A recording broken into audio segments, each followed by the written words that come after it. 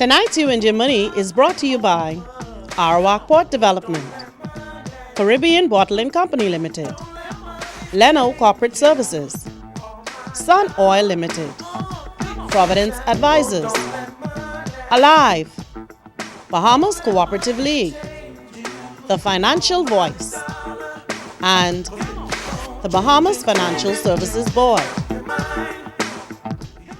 Good evening and welcome to You and Your Money.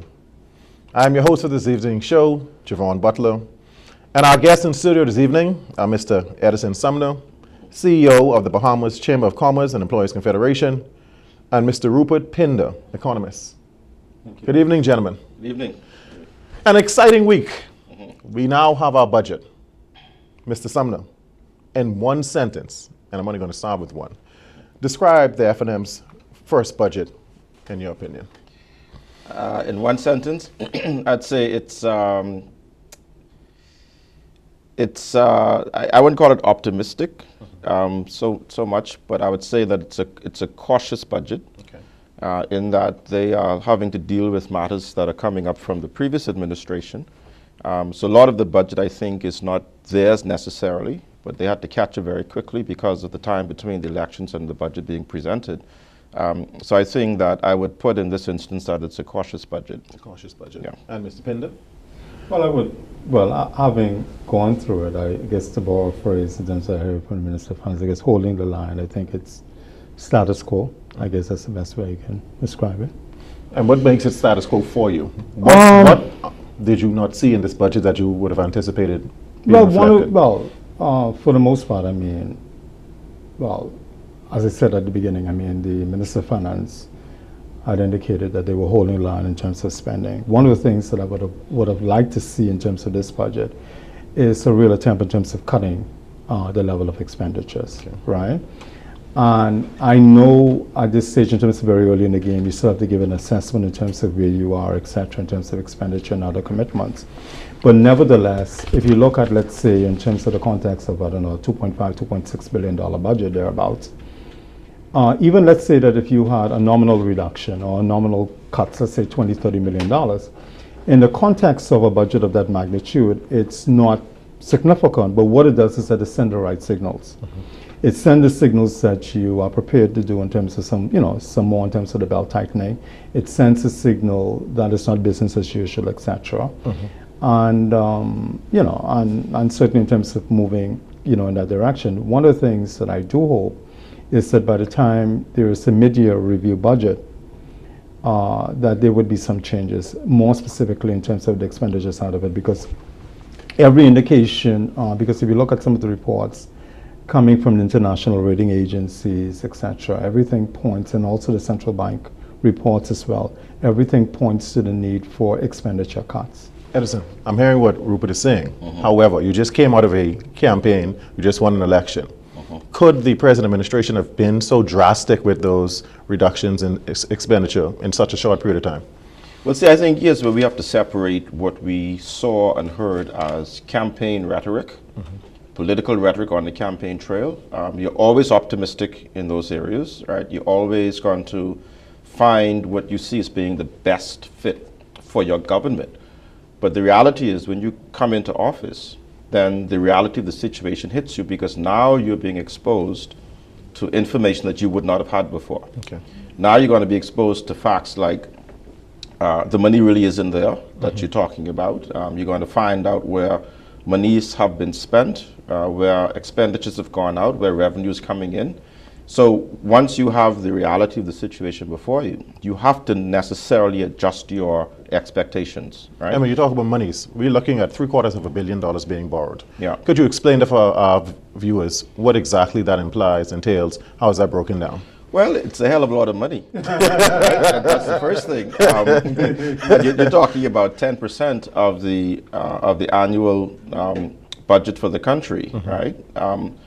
Or the GDP of the country being nearly $7 billion. And you're talking about looking at recurring debt and deficits, looking at deficit spending, you're looking at outstanding arrears that the government is saying that they met in place that they've got to satisfy from the last fiscal year. Okay. And you've got to include in that number what are going to be some of your expenditure items for the upcoming fiscal year.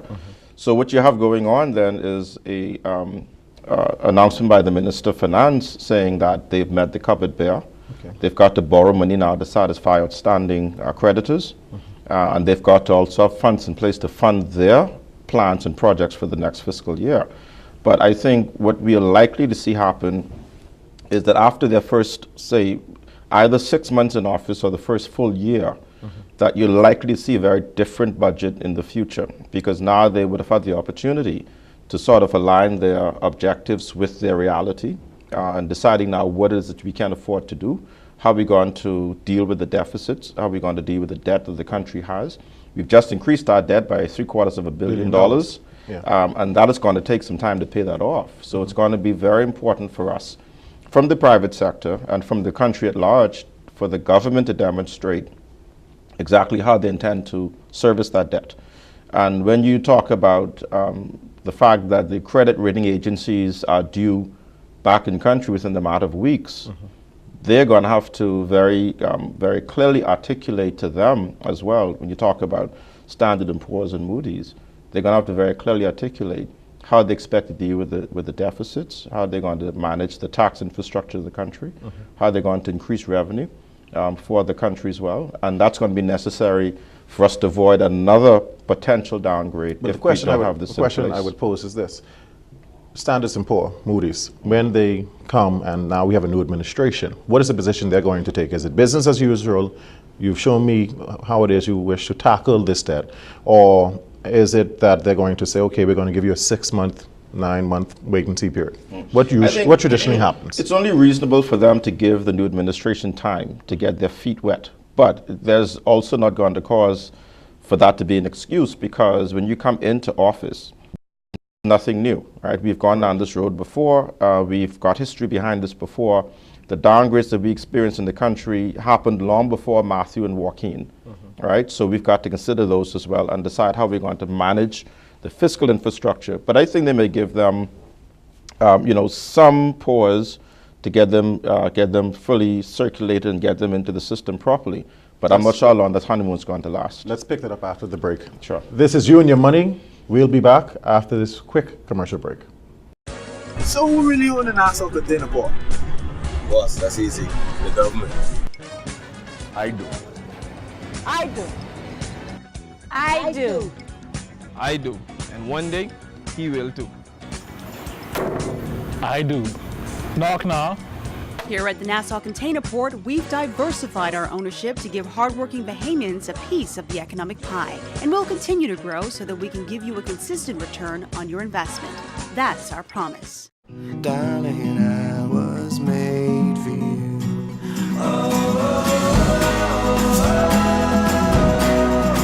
Darling, I was made for you.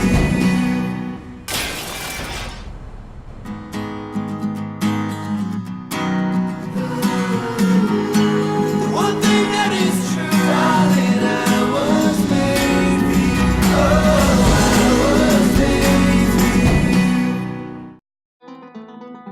Financial dreams only become a reality when we make the commitment to ourselves and our financial future. Let Leno help you bridge your dream into a reality.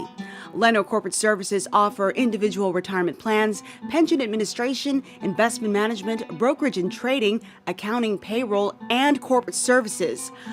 Leno, Bridging Possibilities. Contact us at 396-3225.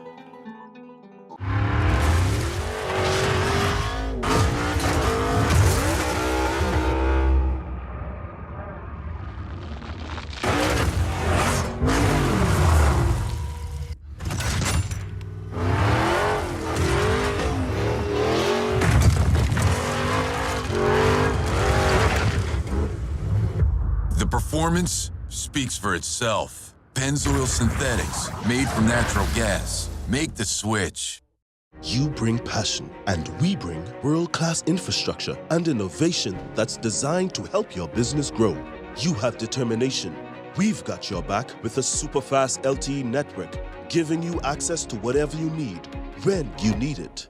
You offer superior service, we put you in control. with a dedicated care team to look after your business 24/7. Together, we have the advantage. Alive. Let's do this. Let's discuss the 2017-2018 national budget. Join TCL Group for the Financial Voice, now in its 10th year, on Tuesday, June 13th at 8 p.m., live on Cable 12. Hear from our panel of experts, Rupert Pinder, Dr. Peter Blair, Hubert Edwards, and Dr. Monique Pratt. Call in with your questions and be a part of our lively discussion. That's Tuesday, June 13th at 8 p.m., only on Cable 12. Welcome back to You and Your Money. Our guests this evening are Mr. Edson Sumner and Mr. Rupert Pinder. Mr. Pinder, before the break, we were discussing the possibility of maybe another downgrade, Standard & Poor's and Moody's, them looking at this budget and deciding and deciphering it for themselves. What is your opinion on their position? And going forward, in the next fiscal budget that will be controlled completely by the administration, the present administration, what changes do you want them to make? Well, and as Mr. Sumner would have indicated in terms of, in terms of being, a lot closer, in terms of having spent some time with the rating agencies. However, from what I can remember in terms of reading the reports coming from the international agencies, in terms of the rating agencies, it's not just in terms of the deficit. I think one of the issues that they had was really to the extent to which they thought the government had a credible plan to address the issue in terms of fiscal responsibility and also in terms of growth within the economy. So while a lot of emphasis is placed in terms of the overall deficit, we must also not discount the need in terms of having a credible plan in terms of how we're going to grow this economy and how we're going to address the issue in terms of the fiscal deficit. So in terms of, I think, one of the charges should be in terms of this current administration is to the extent to which that they develop a workable plan when they sit with these rating agencies in terms of what is the plan going forward, right, in terms of that.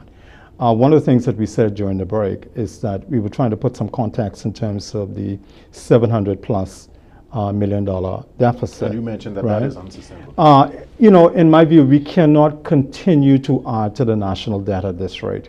We cannot, to me, it's an unsustainable path that we are on. And why is that? Well, because if you look at it, if you look at what they call the direct charges, which are the debt incurred by the central government, you add to that the contingent liabilities. And the contingent liabilities is where the government would have served as a guarantor on the part of those public corporations, i.e. the Bahamas Development Bank, Bahamas Electricity Corporation, Water and Sewage, which are clearly organizations or institutions that are not in the position to service their own debt. So in essence, their debt becomes the debt of the government of the Bahamas. When you factor in, that's in excess of over $7 billion.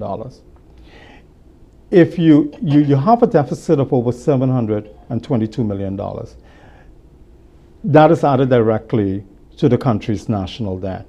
You must also consider this in the context that over the last few years, we've introduced a value-added tax, right? We have increased, as far as I know, the business license fees. We've also increased in terms of the rate of compliance. And all of these, as far as what was stated, was the intent in terms of addressing the fiscal deficit, right? So in my view, I mean, in the earlier days, I was a proponent of the value-added tax because I recognized that it was very much needed to address the fiscal deficit. But what's the point of introducing these additional taxes and you're not curbing the level of expenditure? One report that I saw coming out of the Organization of Responsible Government, and everything suggests that, that it was credible, that over 4,500 people were added to the civil service over the last 5 years. If you take an average wage bill, including supplies and other things that are needed to sustain those levels, multiplied it by an average of about $20,000 per head. That's like about $90 million that you've added in recurrent expenditures, right? Well, so to me, it is clear, and I start off with the early premise, right, that we need to send the right signal in terms of expenditure cuts. And while we added in terms of expenditure cuts, it's not just in terms of expenditure cuts. We also need to look in terms of a divestment strategy.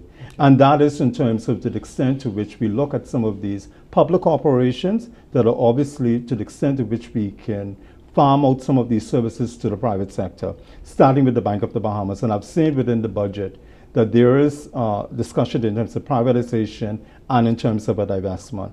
And because we have to stop the hemorrhaging. Well, the question I asked Edison is this.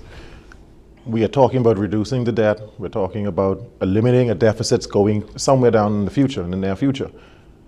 What do we say to the average Bahamian listening to the show right now, who's hearing all of these economic terminologies and financial terminologies? What are we saying to the average man out there when it comes to the state of our economy?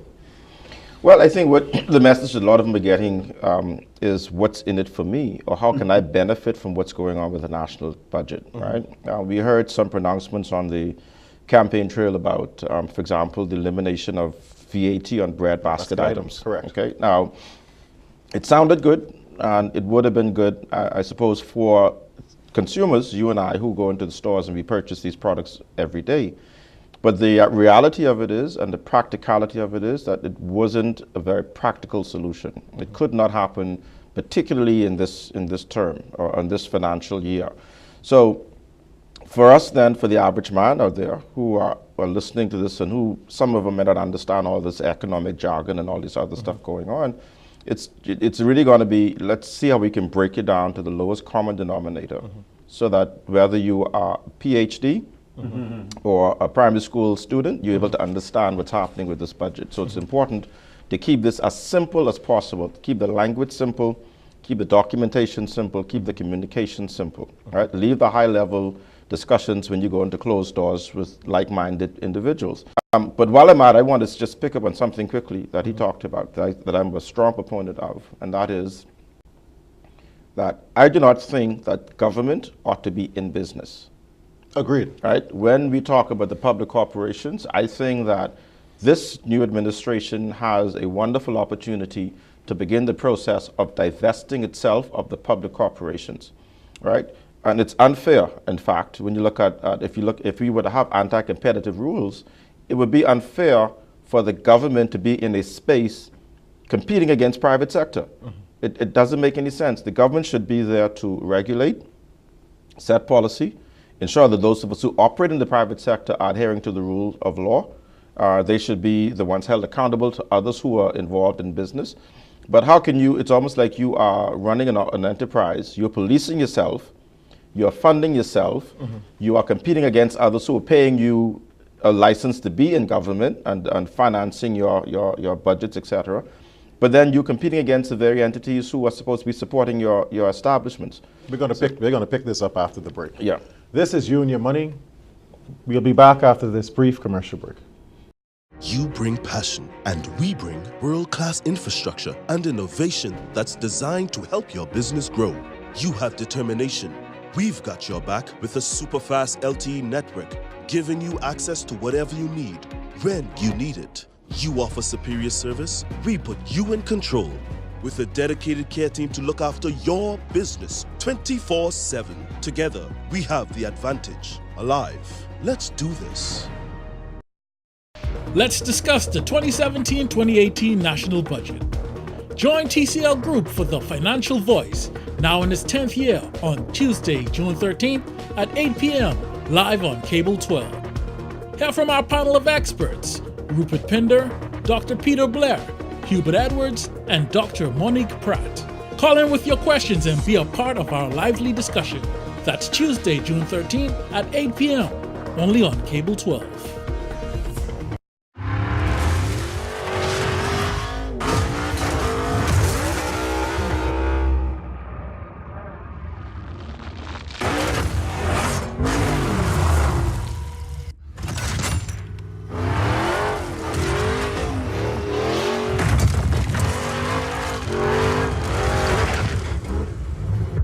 The performance speaks for itself. Pennzoil Synthetics, made from natural gas. Make the switch.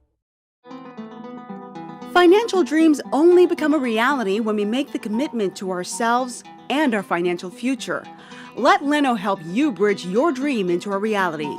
Leno Corporate Services offer individual retirement plans, pension administration, investment management, brokerage and trading, accounting, payroll, and corporate services. Leno, bridging possibilities. Contact us at 396-3225. Darling, I was made for you.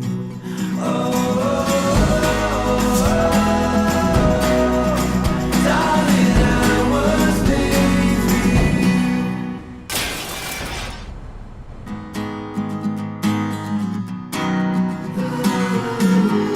The one thing that is true, darling, I was made for you.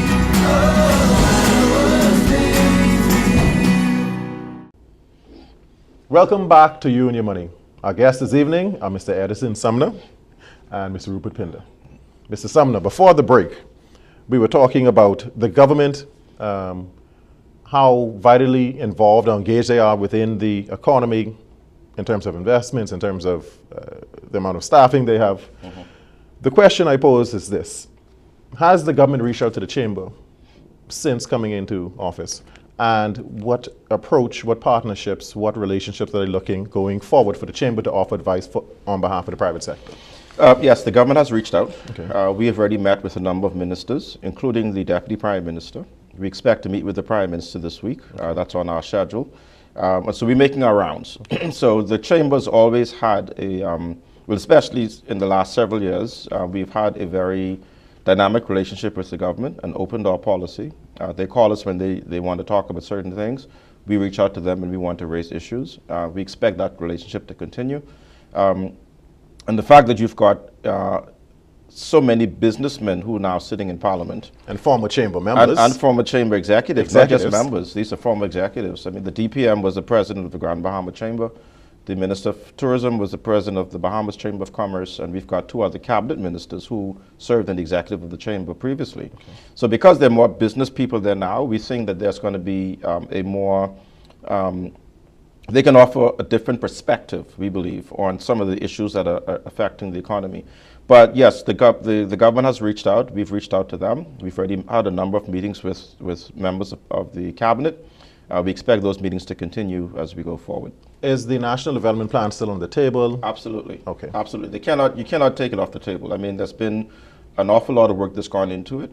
I believe that this new administration, because, and this is what we insisted on, we insisted that when we were talking about the plan, that there had to have been active engagement of all the political parties in the country. Okay. So the current administration, who was sitting in opposition at the time, were brought to the table.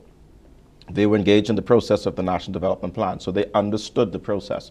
So now that they're in government, then it means that they have a better appreciation, and hopefully now we're going to see more resources being brought to the National Plan Secretariat to allow them to complete the work that they've started. Mr. Pinder.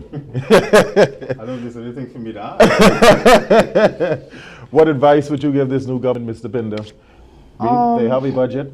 As we mentioned earlier, it may not be their budget. Well, I think, in my view, I think one of the things is that certainly, there have been a lot of talks in terms of the audits. Okay. And I think that's a very important step in terms of doing an assessment in terms of where we are.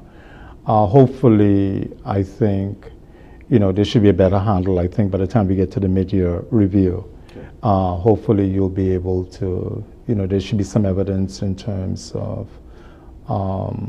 their position on a lot of things coming out of that mid-year review budget cycle. But I think it's important, you mentioned in terms of the chamber being engaged. I think it's also important for members of the public, persons on the street, etc., to be engaged, take a more active interest in terms of what is going on. It's interesting in terms of how you had the whole theme song as you, where the VAT money going, etc. But certainly in terms of going forward, holding our leaders accountable. So what are some of the smaller steps that they can take to ensure that the transparency and accountability that was discussed throughout the entire campaign, the individual on the streets has access to find out what's going on?